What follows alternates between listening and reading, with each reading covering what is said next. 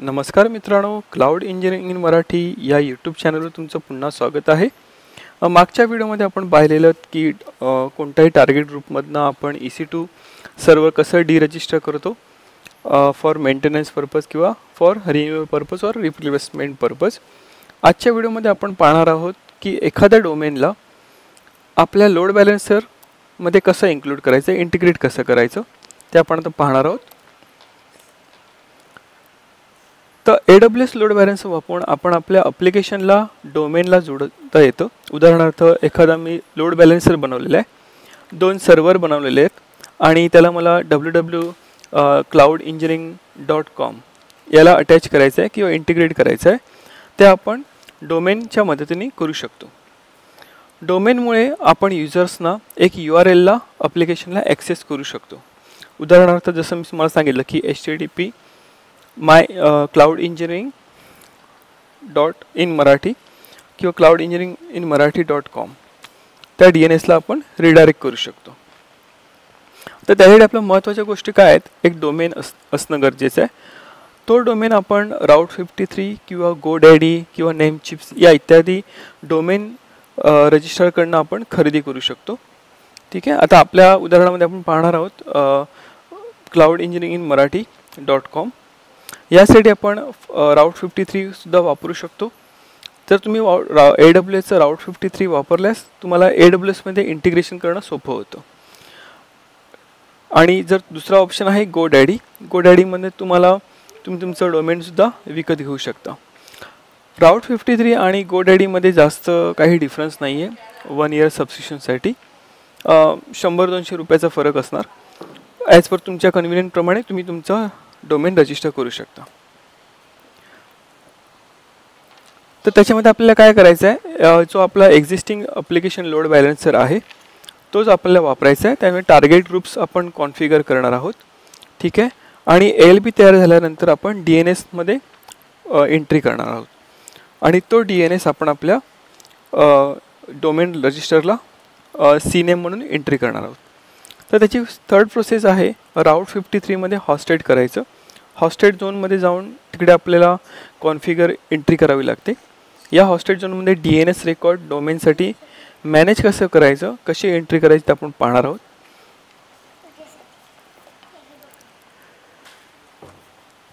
चौथा आहे CNAME किंवा अलाइस रेकॉर्ड जोडणं. हॉस्टेड झोनमध्ये अलाइस किंवा CNAME रेकॉर्ड तयार करणं. उदाहरणार्थ app.example.com याचा ALBमध्ये DNSचं नेम आहे. हा DNSचा नेम जो डोमेन आहे समजा example.com साठी अलाइस रेकॉर्ड म्हणून वापरू शकतो. पाचवा जो ऑप्शन आहे जो SSL सर्टिफिकेट. ठीक आहे. उदाहरणार्थ आपण जेव्हा इनिशियल लेवलला आपण जेव्हा डोमेन रजिस्टर करतो तर आपण HTTPने करतो आणि HTTP हवे असल्यास आपल्याला काय करावं लागतं, AWS सर्टिफिकेट मॅनेजर म्हणणं आपल्याला एक सर्टिफिकेट रिक्वेस्ट करावी लागते. त्या रिक्वेस्टमधनं जे काय आपल्या सर्टिफिकेट इश्यू होईल तो ALBच्या लिस्नरमध्ये ॲज अ 443 पोर्ट म्हणून कॉन्फिगर करावा लागतो.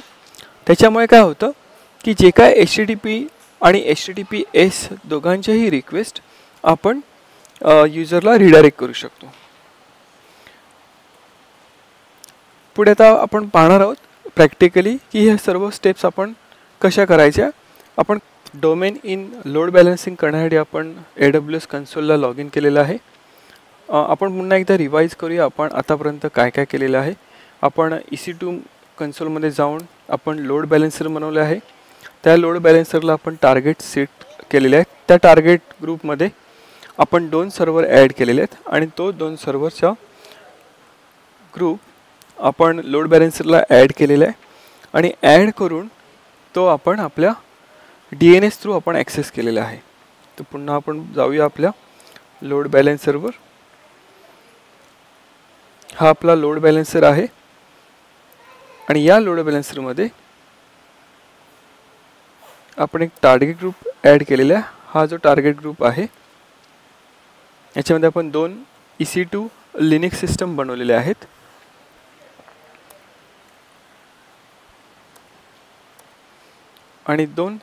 आणि एका लिस्नरमध्ये आपण तो रूल सेट केलेला आहे, ठीक आहे, जो आपल्या टार्गेट ग्रुपचा आहे. आता जो आपण ॲक्सेस करत आहोत कोणताही आपलं ॲप्लिकेशन जे आपल्या लिनक्स ॲप्लिकेशन वेब सर्व्हरवर डिप्लॉय आहे, ते आपण कोणाच्या मदतीने करत आहोत, तर DNSच्या मदतीने करत आहोत. हा DNS आपण घेतो आहे आणि या DNS थ्रू आपण ते दोन जे आपले ॲप्लिकेशन डिप्लॉय केलेले आहेत दोन सर्व्हरवर, हे आपण ॲक्सेस करतो आहे. पण जर का मला या DNSच्या नेमऐवजी मला माझ्या डोमेन नेमनी मला ॲक्सेस करायचं आहे, उदाहरणार्थ क्लाउड इंजिनिअरिंग इन मराठी.com ह्याने स्टार्ट करायचं असेल. आता आपण काही आपण कॉन्फिगर केलेलं नाही आहे डोमेन आपल्या लोड बॅलन्स, त्यामुळे आपल्याला हा एरर येतो आहे. पण जर का मी हा जो डोमेन आहे क्लाउड इंजिनिअरिंग मराठी, हा जर आपल्या लोड बॅलेन्सरला इंटिग्रेट केला तर तो आपल्या जशीही आपले वेब पोर्टल ॲप्लिकेशन दिसते त्याप्रमाणे आपल्या इकडे डिस्प्ले होईल. तर पाहूया आपण ते कसं करू शकतो. डोमेन घेण्यासाठी तुम्हाला एक दोन ऑप्शन आहेत इकडे. एक तुम्ही राऊट 53 मधनं तुमचं डोमेन विकत घेऊ शकता. उदाहरणार्थ राऊट 53 मध्ये जायचं असेल तर आपण काय करू शकतो, राऊट 53ला जायचं आहे, रजिस्टर डोमेन.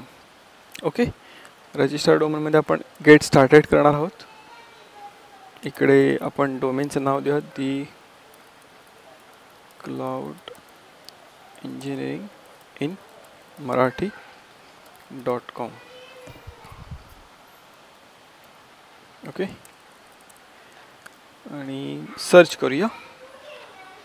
जर तो डोमेन अवेलेबल असेल तर तो आपल्याला इकडे सर्च रिझल्टमध्ये दिसणार. जर तो डोमेन अवेलेबल असेल तर आपल्याला सर्च रिझल्टमध्ये दिसणार आणि एक्झॅक्ट मॅच झालेला आहे. त्याची प्राईस पर इयर $15 आहे.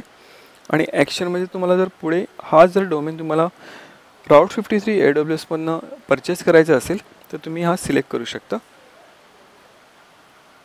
सिलेक्ट करायचं आहे आणि प्रोसीड टू चेकआउट करायचं आहे. इकडे जी तुम्हाला प्राईस मिळते ही $15 पर इयर आहे. ओके, आणि इकडे तुम्हाला डिटेल्स दिसतील. Auto renew is turn on for one domain. तुम्ही हा बाय डिफॉल्ट ऑन असतो, हा तुम्ही ऑफसुद्धा करू शकता. ओके, आणि जर प्रोसीड करायचं असेल तर नेक्स्ट बटनला क्लिक करायचं आहे.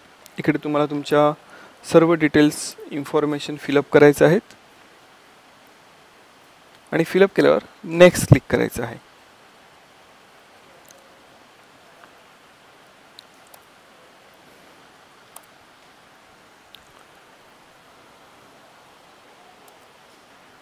मी ऑलरेडी एक डोमेन विकत घेतलेला आहे. त्या डोमेनचं नाव आहे mikoli.info. ओके, हे एक पोर्टलसाठी घेतलेलं आहे.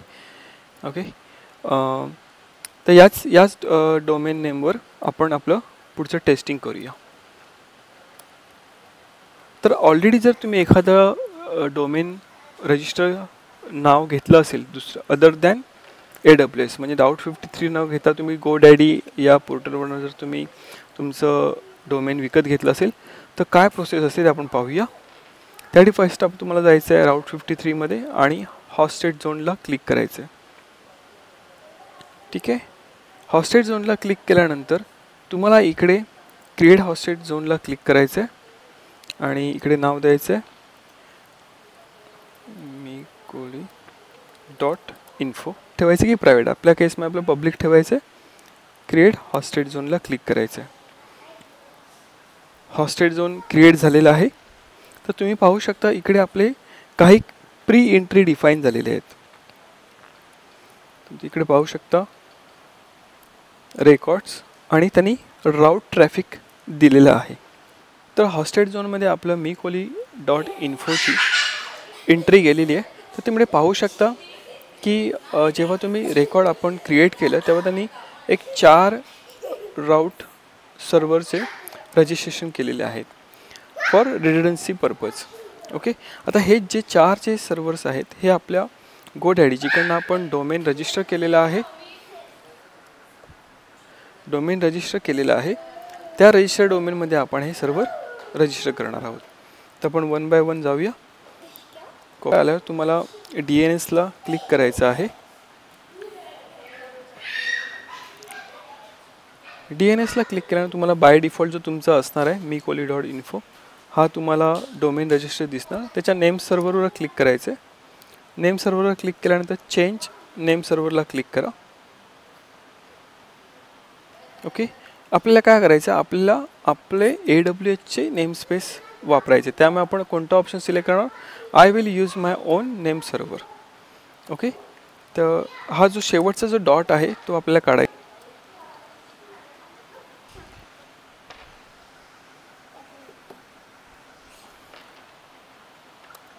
आपले 4 नेम सर्व्हर आहेत, तर आपल्याला 4 इंच नाही तर तुम्हाला जेव्हा तुम्ही वेबसाईट ॲक्सेस करणार त्यावेळी तुम्हाला आता आपण आपल्या नेम सर्व्हरची एंट्री इकडे केलेली आहे. सेव्ह करायचं, कंटिन्यू अँड व्हेरीफाय.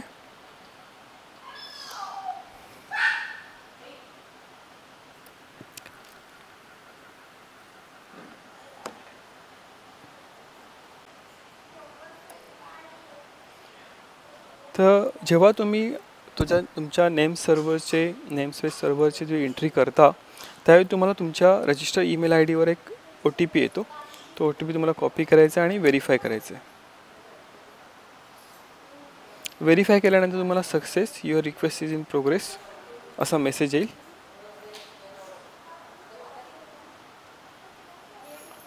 आणि तुमच्या AWSच्या इकडे रेकॉर्ड क्रिएट करायचा आहे जो आपल्या DNSला रिडायरेक्ट करेल. तर रेकॉर्ड क्रिएट करणे काय करायचं, क्रिएट रेकॉर्डला क्लिक करायचं आहे. बाय डिफॉल्ट आपला meekoli.info येणार आहे, त्याला www द्यायचं आहे. आणि इकडे रेकॉर्ड टाईपमध्ये CNAME म्हणून सिलेक्ट करायचं आहे. आणि इकडे आपल्याला आपल्या लोड बॅलन्सेसचा DNS नेम द्यायचा आहे. हा जो आपला लोड बॅलन्स आहे त्याचा हा DNS नेम आपल्याला कॉपी करायचा आहे आणि पेस्ट करायचं आहे आणि क्रिएट रेकॉर्डला क्लिक करायचं आहे.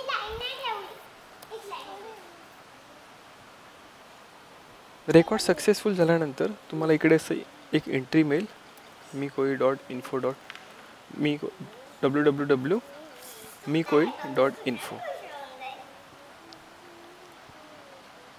आपला डोमेन नेम रजिस्टर झालेला आहे जो आहे meekoli.info. ह्याला आपण ॲक्सेस करून बघूया की आपली जी लिनक्स सर्व्हरवर आपण जी वेबसाईट होस्ट केलेली आणि लोड बॅलन्स डिप्लॉय केलेला तो याच्यामध्ये इंटिग्रेट झालेला आहे की नाही. तर http://www.meekoli.info देऊया. तुम्ही पाहू शकता आपल्याला फर्स्ट राऊंड रॉबिन अल्गोरिथमच्या बेसवर पहिली रिक्वेस्ट वेब सर्व्हर 1ला गेलेली आहे, सेकंड रिक्वेस्ट 2ला 1 2 म्हणजेच काय आपला हा डोमेन सक्सेसफुली रजिस्टर झालेला आहे. तर पुन्हा रिवाइज करूया आपण काय काय केलेलं आहे. पहिला आपण meekoli.info हा डोमेन GoDaddy या डोमेन रजिस्टर पोर्टलवरनी विकत घेतलेला आहे. त्याच्यानंतर आपण आपला जो लोड बॅलन्सर आहे त्याचा राऊट 53 मध्ये हॉस्टेड झोन क्रिएट केलेला आहे. त्याच्यामध्ये आपण रेकॉर्ड क्रिएट केलेत आणि त्या रेकॉर्ड क्रिएटमध्ये आपण आपले CNAME टाईप एंट्री केलेली आहे.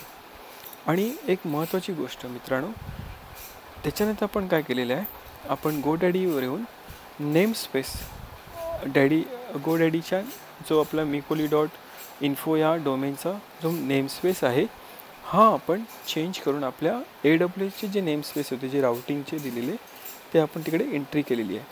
इकडे महत्त्वाची गोष्ट लक्षात ठेवा मित्रांनो, जेव्हा तुम्ही नेम स्पेस जेव्हा चेंज करता godaddy.com मध्ये त्यावेळी ते रिफ्लेक्ट होण्यासाठी कमीत कमी 24 ते 48 तास तो घेतो. ठीक आहे, एका उदाहरणार्थ तुम्ही आता जर नेम स्पेस एंट्री केली एडिट केलं तो इमिजिएटली तुम्हाला दाखवणार नाही. त्यासाठी तुम्हाला 24 किंवा 48 तास तुम्हाला वाट बघायला त्याच्यानंतर तो इफेक्टिव्ह होतो. तर आशा करतो मित्रांनो आजचा हा load balancing domain name in load बॅलन्सिंगचा टॉपिक तुम्हाला आवडला असेल. जर मित्रांनो तुम्हाला हा व्हिडिओ आवडला असेल तर लाईक करा, शेअर करा आणि सबस्क्राईब करा. धन्यवाद.